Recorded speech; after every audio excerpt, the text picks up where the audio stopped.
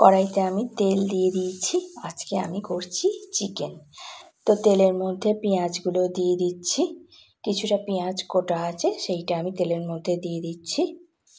এবার মাংসটা যেহেতু একটু বেলাতেই এনেছে, যে কারণে একটু তাড়াতাড়ি করেই জোগাড়টা করতে হয়েছে।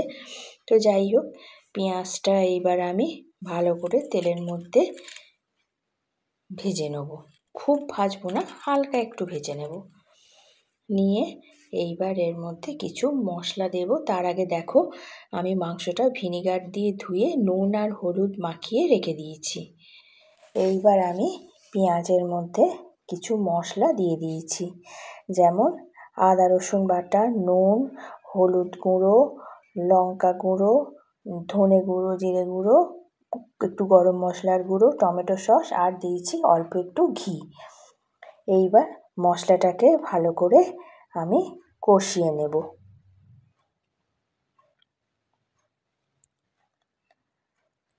এবার আগে থেকে জানা থাকলে মাংসকে মেখে টেকে রেখে এসবগুলো হয়, কিন্তু যেহেতু হঠাৎ করে নিয়ে চলে এসেছে, যে কারণে একটু তাড়াতাড়ি করতে হয়েছে। তো মশলা কষানো হয়ে গেছে, এইবার আমি মাংসগুলো দিয়ে দিচ্ছি।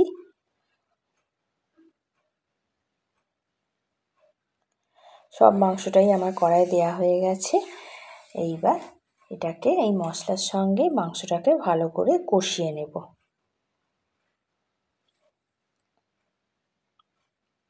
আর নুনটা কিন্তু একটু হিসেব করে দিতে হবে, যেহেতু মাংসটাকে ওই ভিনিগার দিয়ে ধুয়ে যখন রেখেছি, তখন কিন্তু অল্প নুন আর হলুদ মাখিয়ে রেখেছি, আবার এই মশলাতে নুন দিয়েছি।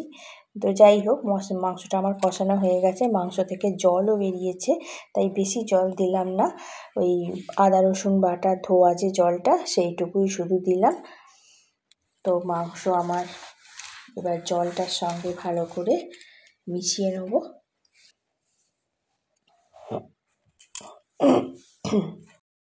ঠান্ডা লেগেছে তো গলাটা এত খুসখুস করছে, কি বলবো।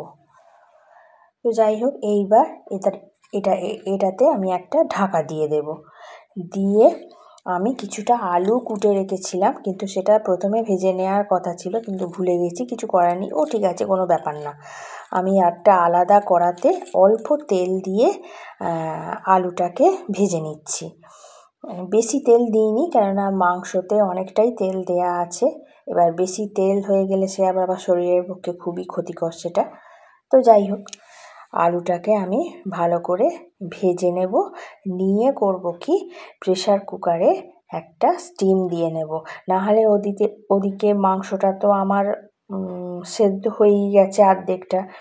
এখন যদি এই ভাজা আলুগুলো মাংসয় দিই, তাহলে আবার হবে না, মাংস এই কী বলে ওটাকে, এই আলুগুলো আবার ভালো করে সেদ্ধ হবে না। ওই জন্য একটা স্টিম দিয়ে নিয়ে আমি মাংসর সঙ্গে আলুটাকে মিশিয়ে দিয়েছি।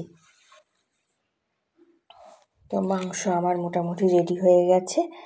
এইবার এতে আমি দিয়ে দেবো একটু গরম মশলা। গরম মশলাগুলো দিয়ে দিলাম, দিয়ে একটু ফুটিয়ে নিতে হবে। গরম মশলাটা দিয়ে একটু ফুটিয়ে নিতে হবে। গরম মশলাটা দিয়ে একটু মাংসটাকে ফুটিয়ে নিয়ে একটা ঢাকা দিয়ে আমি গ্যাসটা নিভিয়ে রেখে দেব। আর খাবার আগে তখন বের করব। এই যে আমরা এখন খেতে যাচ্ছি। তো ভিডিওটা কীরকম লাগলো বলবে। টাটা।